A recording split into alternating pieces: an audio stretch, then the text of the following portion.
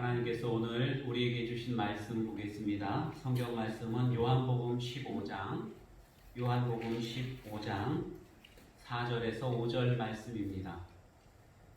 요한복음 15장 4절에서 5절 말씀 우리 한 목소리로 함께 봉독하도록 하겠습니다. 내 안에 거하라 나도 너희 안에 거하리라. 가지가 포도나무에 붙어있지 아니하면 스스로 열매를 맺을 수 없음 같이 너희도 내 안에 있지 아니하면 그러하리라. 나는 포도나무요 너희는 가지라. 그가 내 안에 내가 그 안에 거하면 사람이 열매를 많이 맺나니 나를 떠나서는 너희가 아무것도 할 수 없으리라. 아멘. 바다의 대왕인 고래가 사고를 당했습니다. 피를 많이 흘려서 죽어가고 있어요. 그랬더니 바다에 있는 모든 물고기와 생물들이 우리 대왕을 살려야 된다. 우리 모두가 다 헌혈하자. 그랬어요. 그래서 바다에 있는 모든 생물들이 다 모여서 헌혈을 합니다. 대왕을 살리려고요. 그런데 붕어는 헌혈을 하지 않고 눈만 껌뻑껌뻑거리고 있는 거예요. 붕어가 헌혈을 하지 않으니까 다른 물고기들이 다 째려봅니다. 그러다가 누가 그래요? 야, 너는 왜 헌혈 안 해? 우리 대왕님 살려야지 하고 이렇게 말을 하니까 붕어가 이렇게 말을 합니다. 사실 나는 붕어가 아닙니다. 나는 붕어빵입니다. 내 안에는 붕어가 없고요. 붕어의 피도 없습니다. 하고는 그렇게 이야기를 합니다. 여러분, 예수님을 믿는다고 하는 것은 내 안에 예수님이 살아계시는 것을 의미합니다. 내가 예수님 안에 있는 것을 또한 의미합니다. 예수님을 믿는다고 하는 것은 예수님과 내가 함께 있는 것을 의미해요. 우리가 예수님을 믿는다고 하면서 정말로 예수님이 내 안에 계시는지, 내가 예수님 말씀 가운데 있는지 우리는 한번 살펴봐야 됩니다. 예수님을 믿는다고 하면서 마치 붕어가 없고 피가 없는 붕어빵처럼 겉모습만 예수님을 믿는 사람의 모습을 하고 있지는 않은지 우리 스스로를 살펴봐야 된다고 하는 말씀입니다. 오늘 성경 말씀에서 예수님께서는 참 포도나무이시고 우리는 가지라고 그렇게 말씀을 하셨습니다. 예수님께서 참 포도나무래요. 참 포도나무라고 하는 것은 거짓 포도나무, 가짜 포도나무도 있다고 하는 것을 의미하지 않겠습니까? 구약 성경에 보면 하나님께서 이스라엘 백성들을 저 애굽 땅, 포로되었던 그곳에서 건져내십니다. 10가지 재앙을 애굽 땅에 보내시고 또 그로 말미암아서 이스라엘 백성들을 건져내시고 홍해 바다를 가르시고 그리고 광야에 나오게 하셨어요. 광야에서 모든 필요한 것들을 다 채워주시고 구름 기둥과 불 기둥으로 인도해 주시고 먹을 것도 주시고 입을 것도 주시고 대적들도 막아주시고 이렇게 잘 보호해 오셔서 가나안 땅이라고 하는 좋은 땅에 그들을 살게 하셨습니다. 그때 주님이 이런 말씀을 하셔요. 땅을 파서 돌을 제하고 극상품 포도를 심었도다. 그 중에 망대를 세웠고 또 그 안에 술틀을 팠도다. 좋은 포도 맺기를 바랐더니 들포도를 맺었도다. 이렇게 말씀하셔요. 가나안이라고 하는 젖과 꿀이 흐르는 땅을 준비하시고 이스라엘 백성들을 그곳으로 인도하셔서 거기 살게 하셨습니다. 그리고 그곳에서 많은 것들을 베풀어 주셨어요. 망대를 세워주셔서 이스라엘 백성들을 지켜주셨고 때를 따라 필요한 것들을 다 베풀어 주시면서 이제 이스라엘 백성들이 정말 포도나무가 되어서 좋은 포도 열매를 맺어 나에게 주겠거니 하고 이렇게 기대를 하셨다는 것입니다. 아낌없는 사랑을 베풀어 주시고 모든 것들을 다 주셨음에도 불구하고 그 이스라엘 백성들이 맺은 포도 열매는 좋은 포도 열매가 아니라 들포도였다는 거예요. 아주 시고 먹을 수 없는 맛이 없는 그러한 포도를 맺었다고 그렇게 말씀합니다. 그래서 하나님은 그 포도나무들이 좋은 열매를 맺게 하기 위해서 참 포도나무를 보내주셨어요. 그분이 바로 예수 그리스도이신 것입니다. 아멘. 그래서 예수님께서 말씀하시기를 나는 참 포도나무요 너희는 가지이다 이렇게 말씀하시는 거예요. 참 포도나무이신 예수님에게 접붙었을 때에 모든 포도나무들은 좋은 열매들을 맺을 수 있다는 것을 우리 주님께서 말씀하고 있는 것입니다. 아멘. 여러분, 포도나무는요 다른 목적이 없어요. 포도나무는 오직 포도 열매 맺는 데 목적을 두고 있습니다. 포도나무는 그리 굵은 나무도 아니지 않습니까? 제목으로 쓸 수가 없어요. 그런가 하면 이 포도나무는 아름답게 생기지도 않았어요. 그래서 관상용으로도 쓸 수가 없습니다. 그런가 하면 이 포도나무는 불에 집어넣으면 불길이 좋지가 않아요. 땔감으로도 쓸 수가 없습니다. 이 포도나무는 오직 포도 열매 맺게 하는 데만 사용이 되어지는 그러한 포도나무라고 하는 것이지요. 우리 김포 지역은 포도가 많이 나는 곳이기도 합니다. 우리나라에는 포도가 유명한 지역들이 몇 군데가 있어요.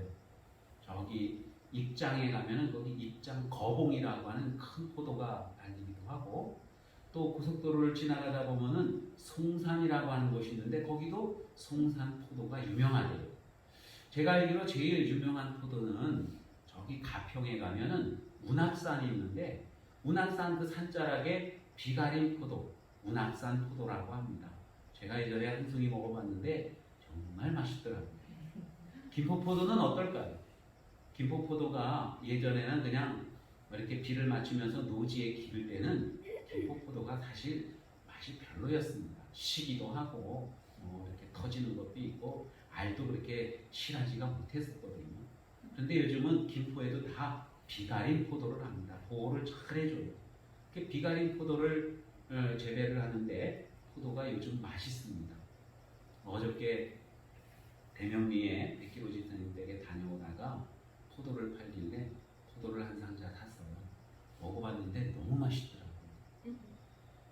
드시고 싶은 분은 말씀하시면 제가 살짝이 한 송이 드리겠습니다. 너무 맛있어요. 여러분, 포도나무는 그렇게 맛있는 포도를 연글게 하는 것이 포도나무의 목적이지요.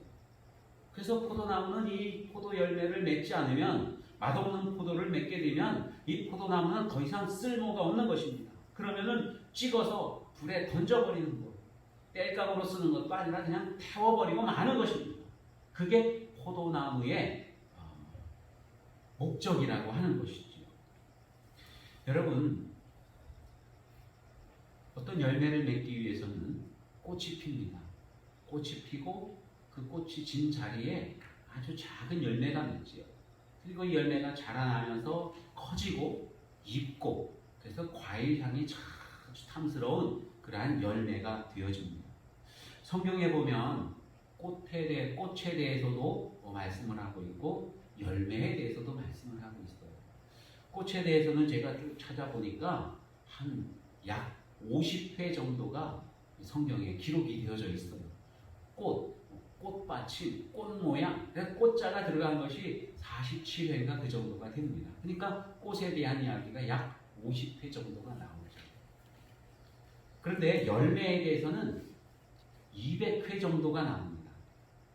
200회 정도가 나왔다는 것, 성경에 더 많이 언급되었다는 것은 하나님께서는 꽃보다 열매를 더 원하신다는 것, 열매를 더 중요하게 여기신다고 하는 것을 말씀하고 있는 것입니다.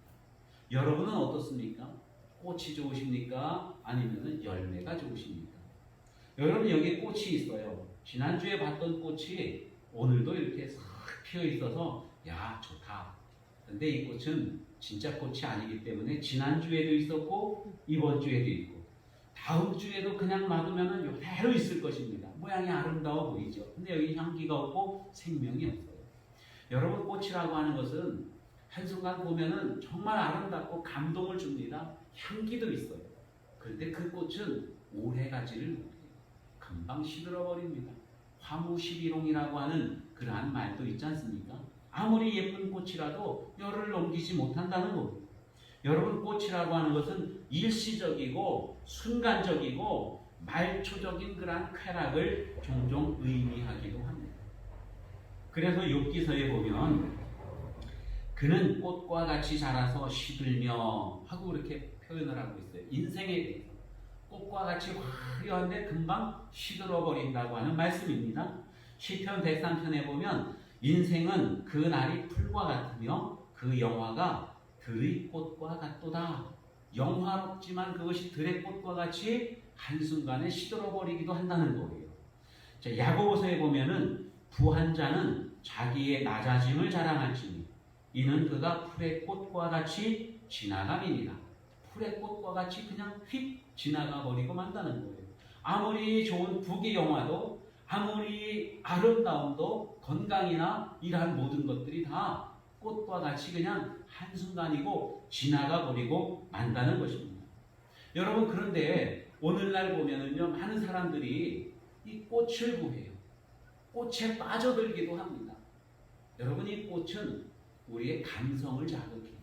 그래서 뭔가 느낌을 주고 감성을 자극하는 거기에 사람들이 마음을 두고 거기에 눈을 둔다는 거예요. 거기에 관심을 갖게 되고 그게 전부인 것처럼 그렇게 여긴다고 하는 말씀입니다. 그런데 여러분, 우리 하나님께서는요, 꽃이 아닌 열매를 우리에게 구하십니다. 왜냐하면 꽃이라고 하는 것은 순간적이고 일시적이고 말초적인 쾌락을 의미하지만 영원하지 못하기 때문에 그래요. 그러나 열매라고 하는 것은 궁극적으로 하나님께서 우리에게 원하시는 것입니다. 우리의 진정한 삶의 모습이기도 하고요, 하나님과 우리와의 관계이기도 하다는 것입니다. 아멘. 열매는 궁극적이고 영원한 하나님 나라의 가치를 의미하기도 합니다. 아멘. 그래서 성경에 보면 복이 있는 사람은 철을 따라 열매를 맺는다, 그렇게 말씀해요. 철을 따라 꽃을 피우는 게 아니라 철을 따라 열매를 맺는다 그래요. 열매가 훨씬 더 중요하다고 그렇게 말씀합니다. 아멘. 여러분, 꽃이 되기를 원합니까? 아니면 열매가 되기를 원합니까? 꽃과 같은 인생도 필요합니다. 그런데 꽃으로 영원히 머물러서는 안 된다는 거예요. 꽃은 한순간이고 우리의 삶은 열매로 맺어져야 된다고 하는 그 말씀을 하고 있습니다. 꽃은 감성적인 것이지요. 필요합니다. 보고 아름다움을 느껴야 돼요. 어려운 사람이 있으면 보고 마음의 아픔을 느껴야 돼요. 즐거운 일이 있으면 함께 기뻐할 수도 있어야 되고, 또 불의한 일을 보면 거기에 분노할 수도 있어야 됩니다. 이 모든 것들은 다 감성적인 요소들이거든요. 우리 가족 중에 누가 좋은 일을 만났으면 거기에 대해서 박수치고 함께 기뻐해야 돼요. 우리 교회에 누군가 어려움을 당했으면 함께 슬퍼하고 함께 아파하고 괴로워하고 이런 마음들을 가지고 있어야 됩니다. 그런데 그것이 영원히 갈 수는 없다는 거예요. 그 감성 다음에는 이성적인 판단들이 있어야 된다는 거예요. 지성이 있어야 된다는 거예요. 언제나 감정에 젖어 있게 되면 결코 열매를 맺을 수가 없습니다. 그 후에는 과연 하나님께서 우리에게 원하시는 바른 길이 무엇인가를 알아야 된다는 거예요. 그 길을 걸어가야 된다고 하는 말씀입니다. 여러분, 꽃이 감성이라고 한다면 지성은 열매가 맺혀지는 것을 의미합니다. 꽃이 진 그 자리에 여러분, 꽃이 지고 아무것도 없으면 의미가 없습니다. 그런데 꽃이 지고 난 그 자리에 조그마한 열매가 맺히는 거예요. 거기에 이성이 자리 잡게 됩니다. 그러면 영양 공급을 받으면서 이 열매가 자라나게 되죠. 커지게 됩니다. 지성을 통해서 이러한 열매를 키워야 된다는 거예요. 열매를 맺고 열매를 키워야 된다는 거예요. 하나님께서 정말로 기뻐하시는 일이 무엇인지를 알고 그 일들을 행하는 삶을 살아야 됩니다. 아멘. 어떤 분들이 교회에 왔어요. 말씀을 듣고 처음 순간에 감동을 느낍니다. 야, 정말로 너무 좋구나. 야, 정말로 너무 좋구나. 정말로 너무 좋구나. 정말로 너무 좋구나. 눈물 콧물 흘리면서 아멘을 했는데 그 다음부터는 어떻게 할 줄을 모르는 거예요. 어디로 가야 될지, 무엇을 행해야 될지 알지를 못합니다. 감성은 풍부한데 이성이 결여되어져 있는 거예요. 그러면 그 신앙은 잘할 수가 없게 됩니다. 그래서 하나님의 말씀을 배우고 어떻게 살아가는 것이 정말로 주님께서 기뻐하시는 일인가 하는 것을 알아야 된다는 거예요. 아멘. 말씀 공부를 그래서 해야 된다는 거예요. 아멘. 베레아에 있는 그 교인들은요, 사도 바울이 말씀을 증거할 때에 그 말씀을 기쁨으로 받습니다. 감동을 해요. 그리고는 감동으로 끝나는 것이 아니라 날마다 그 받은 말씀을 사실인가 하여서 상고했다. 묵상했다. 정말로 이 사도 바울이 와서 우리에게 전해준 이 말씀이 우리에게 큰 감동을 줬는데 감동으로 끝나는 것이 아니라 이게 정말로 내 삶에 들어와서 적용되게 하기 위해 그것을 묵상했다는 거예요. 진실인가 아닌가를 확인을 했다는 거예요. 파악을 하고 진실일 때 그것을 받아들였다는 것입니다. 여러분, 우리가 이러한 작업이 꼭 필요해요. 그래야 열매가 맺혀집니다. 그냥 감동으로 끝나는 게 아니라 이 감동이 열매 맺게 하기 위해서 묵상하고 공부하고 깨닫고 이러한 작업들이 반드시 필요하다고 하는 말씀입니다. 우리 가정도 그렇고 교회도 그래요. 교회가 감성으로만 공부하면은 어쩌면은 막 처음에는 막 은혜가 될지도 모릅니다. 그 다음에는 갈 바를 모르는 거예요. 그래서 교회에서도 교육이 필요한 거예요. 여러분, 국가나 사회도 마찬가지예요. 사회나 국가에 감동을 주는 일들이 많으면 참 좋습니다. 그러면 국민들의 마음이 하나로 결집이 되어지거든요. 그런데 감동으로만 끝나서 되는 것이 아니라 그 감동을 열매 맺게 하기 위해서는 이성적인 판단과 올바른 지성이 거기 합쳐져야 그래야 그 감동받은 것들을 아름답게 열매를 맺어갈 수 있다는 것이죠. 그런데 정치인들이요, 이러한 그 감성적인 것을 많이 이용을 합니다. 사람들을 자기 사람으로 만들고 결집시키기 위해서 어떤 이슈를 터뜨리고 사람들의 마음을 그곳으로 확 몰아갑니다. 그래서 사람들의 마음이 하나가 쫙 돼요. 그래가지고 뭔가 이루어갈 것 같은데 거기부터 더 발전이 안 되는 거예요. 발전이 안 되고 그냥 제자리에 머물러 있으면은 딜레마에 빠지게 되죠. 그러면은 또 다른 감동거리를 찾습니다. 그래서 또 발표를 하고 언론들이 그것과 함께 함으로써 이 어떤 감성 정치를 하고 그러면서 나라는 점점 더 그냥 갈 바를 몰라하고 피폐해져 가는 거예요. 여러분, 감동을 줬으면은 그 감동을 어떻게 열매를 맺을 것인가 그 길을 모색할 수가 있어야 된다고 하는 것입니다. 이 코로나 바이러스로 인해서 경제가 어려우니까 지난번에 나라에서 재난기금을 풀어서 온 국민들에게 돈을 줬습니다. 받을 때는 정말 기분이 좋아요. 야, 돈 많네. 어우, 좋다. 이걸 봐서 무엇을 쓸까? 무엇을 먹을까? 이런 마음이 듭니다. 그때는 너무 기분이 좋은데 여러분, 우리가 이성적으로 조금만 판단을 해보면요, 그 돈이 어떤 돈입니까? 그 돈은 결국 빚을 내는 돈이에요. 나라가 빚을 내는 게 아니라 우리의 빚이라고 하는 것입니다. 우리 다음 세대가 빚을 내는 거예요. 그런 것까지 생각을 해야 돼요. 감성적으로만이 아니라 이성적인 그런 올바른 판단도 함께 해야 된다는 것입니다. 그래야 느꼈던 것들, 감동을 했던 것들, 은혜 받았던 것들, 이러한 것들이 올바르게 열매를 맺을 수가 있다는 말씀입니다. 여러분, 우리는 모두가 다 좋은 열매 맺기를 원합니다. 이 세상에서 열매 맺기를 원하지 않는 사람은 없을 거예요. 나도 정말 좋은 열매를 맺어서 하나님을 기쁘시게 하고 내 삶을 좀 더 보람있고 아름답게 만들어가고 싶어요. 그래서 열심을 내고 열정을 내고 욕심도 부립니다. 그런데 마음처럼 안 되죠. 그죠? 내 마음에서는 원하는데 우리의 몸과 우리의 삶이 연약합니다. 죄악되었어요. 그래서 온전하게 열매를 맺지 못합니다. 여러분, 열매라고 하는 것은 우리가 욕심 부려서 맺을 수 있는 게 아니에요. 열매라고 하는 것은 우리가 땀을 내서 뭔가 열심히 노력을 해가지고 맺을 수 있는 것도 아니라는 것입니다. 그러면 어떻게 해야 정말로 우리의 삶에서 좋은 열매가 맺힐 수 있겠습니까? 오늘 주님께서 우리에게 주신 말씀에 보면 내 안에 거하라 하고 그렇게 말씀하고 있습니다. 우리 예수님을 믿는 그리스도인들은요, 여러분, 예수님에게 꼭 붙어 있을 때에 그때 열매를 맺을 수가 있다고 하는 것입니다. 예수님을 떠나서는 우리는 아무것도 할 수가 없는 존재들이에요. 정말 그렇게 여러분도 동의하십니까? 네. 아멘. 그럼 한번 고백을 해볼까요? 나는 나는 예수님을 떠나서는 예수님을 떠나서는 아무것도 할 수 없습니다. 아무것도 할 수 없습니다. 정말로 그러한 고백들을 우리가 늘 하면서 살아야 돼요. 아멘. 예수님을 떠나서는 나는 아무것도 할 수가 없어요. 아멘. 감동은 막 풍성하고 뭔가 할 것 같은 막 의욕도 생겨나고 욕심도 생겨나는데 실질적으로는 할 수가 없다는 거예요. 우리 주님을 떠나서는 우리가 좋은 열매를 절대로 맺을 수가 없다는 것입니다. 이것이 우리 모두의 간증이고 고백이 되어야 됩니다.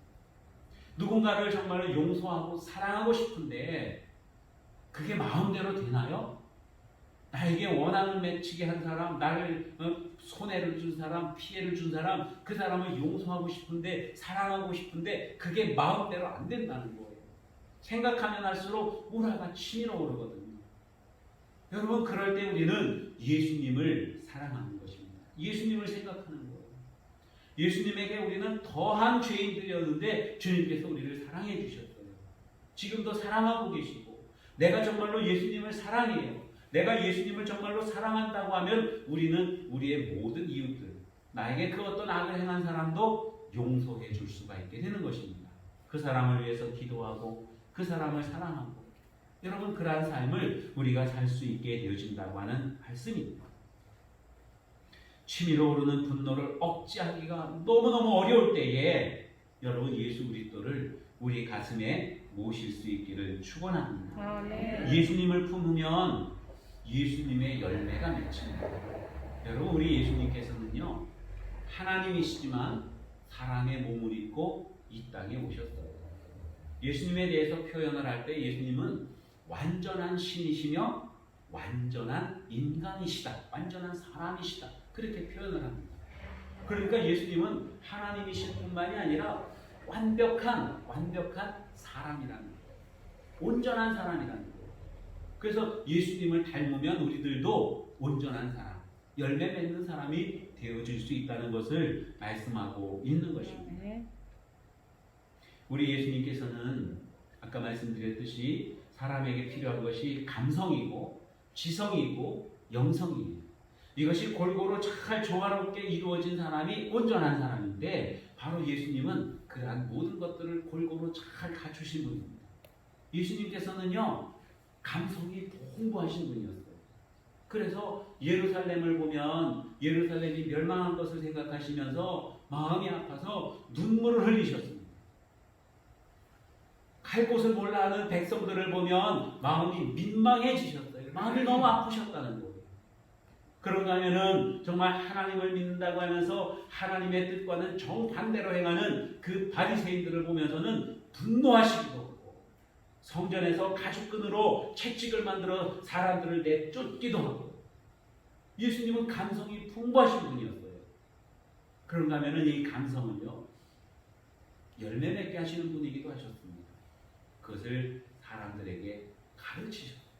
왜 그리 하는지, 어떻게 해야 되는지, 이러한 모든 것들을 지적으로 가르쳐 주신, 지성에 있어서도 풍부하신 바로 우리 예수님이셨다는 말씀입니다.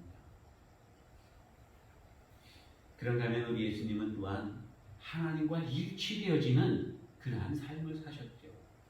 여러분, 하나님과 일치되어지는 삶이라는 것이 과연 무엇일까요? 하나님께서 이것을 원하시니까 내가 이것을 해야지. 정말로 힘든데 그래도 이것을 해야지. 물론 하나님께서 그러한 삶을 기뻐하실 겁니다.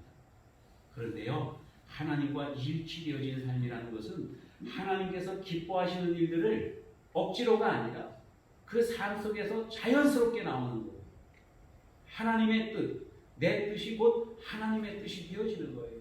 하나님께서 무엇을 원하시는가, 그 하나님이 원하시는 것이 내 삶 속에 그대로 묻어나오는 거예요. 이러한 삶을 영성이 풍부한 삶이라고 표현할 수 있습니다. 감성이 꽃이라고 한다면 꽃이 지고 난 뒤에 조그맣게 열매가 맺히는 것은 지성이에요. 그러면 이 조그맣게 열매 맺힌 것이 자라나면서 햇빛을 받고 바람을 받고 노릇노릇하게 익어가면서 과일 향이 풍성하게 묻어납니다. 이것은 영성이라고 말할 수 있어요. 하나님께서는 그것을 원하십니다. 포도나무에서 정말로 탱글탱글한 빠르게 연결어서 거기서 포도향이 확 나는 그러한 열매를 저와 여러분으로부터 얻기를 원하고 계시다고 하는 말씀입니다. 여러분 열매 맺기를 축원합니다. 아멘. 열매를 풍성하게 맺는 아멘. 저와 여러분 되시기를 축원합니다. 아멘. 어떻게 열매를 맺을까요? 어떤 노력을 해야 될까요? 우리가 무엇을 해야 될까요? 우리 주님께서는 내 안에 거하라 이렇게 말씀하십니다. 따라해 볼까요? 내 안에 거하라. 내 안에 거하라. 내 안에 거하라 이렇게 말씀하십니다. 오늘 우리가 읽은 본문 말씀 우리는 4절부터 5절까지 말씀을 읽었는데요. 이 말씀의 전체적인 내용은 1절부터 16절까지 이렇게 펼쳐져 있습니다. 그 중에서 핵심되어지는 4절과 5절 말씀만 읽었습니다. 우리가 열매 맺기 위해서는 예수님께 붙어 있어야 됩니다. 예수님과 하나가 되어져야 됩니다.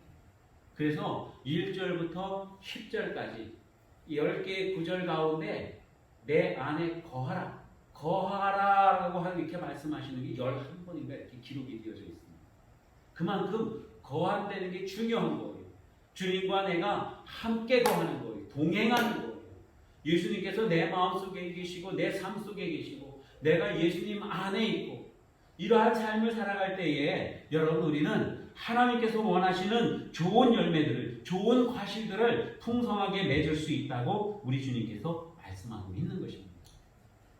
신앙생활의 열매를 맺기 위해서는 우리가 다른 건 노력할 것 없어요. 오직 예수 그리스도 안에 거하기를 힘쓰면 그래서 정말로 예수님 안에 붙어 있으면 우리가 풍성한 열매를 맺는 그러한 삶을 살아가게 된다고 말씀하십니다.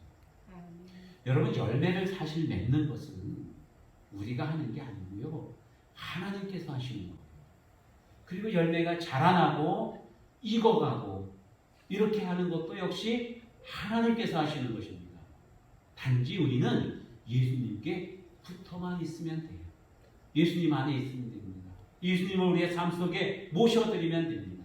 그러면 우리는 풍성한 열매를 맺게 되어지는 것입니다. 우리 가운데 성령님께서 임하시면 우리는 성령의 열매를 맺어요.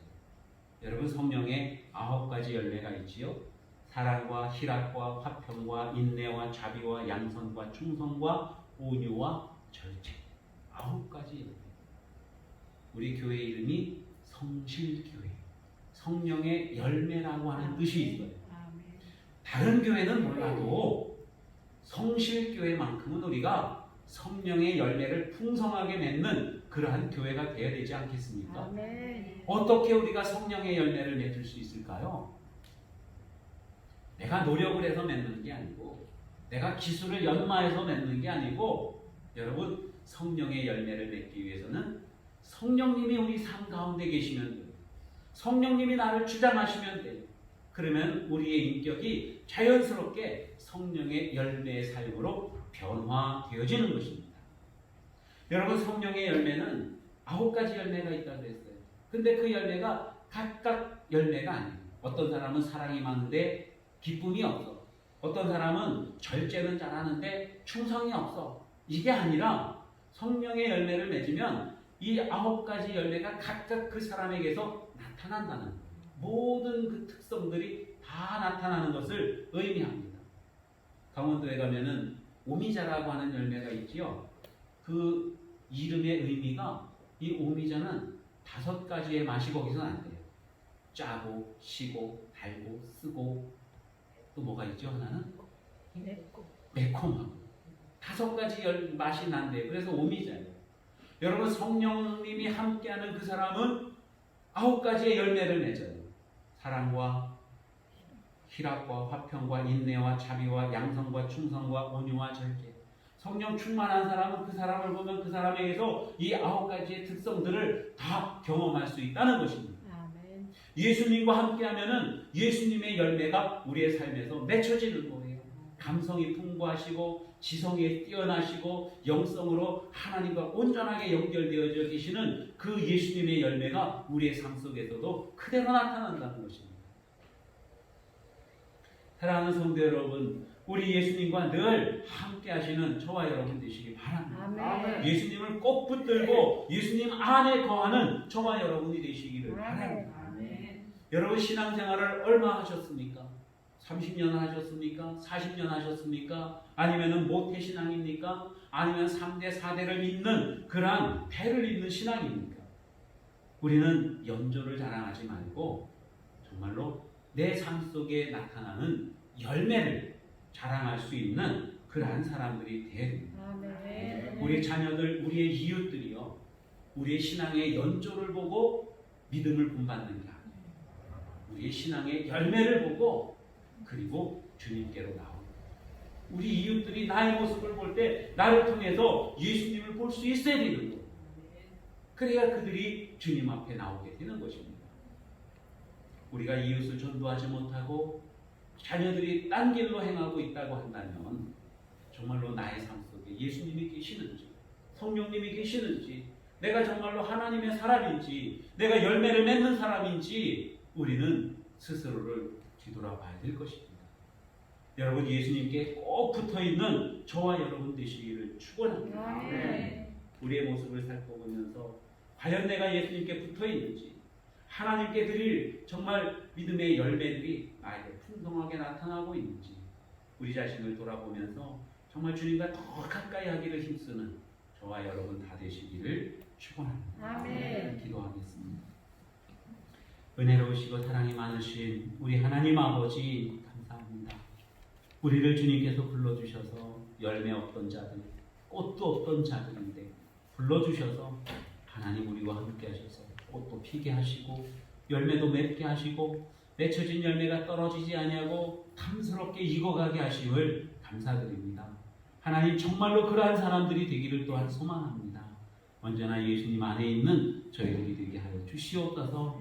하나님의 말씀이 우리의 삶을 지배하게 하시고 성령님이 우리를 주장하게 하여 주시옵소서. 예수님과 늘 동행하며 살아가는 저희들이 되게 하옵소서. 열매 맺어 우리 하나님께 기쁨을 드리고 세상을 아름답게 만들어가며 변화시켜 나가는 저희들이 다 되게 하여 주시옵소서. 예수님 이름으로 기도하옵나이다. 아멘.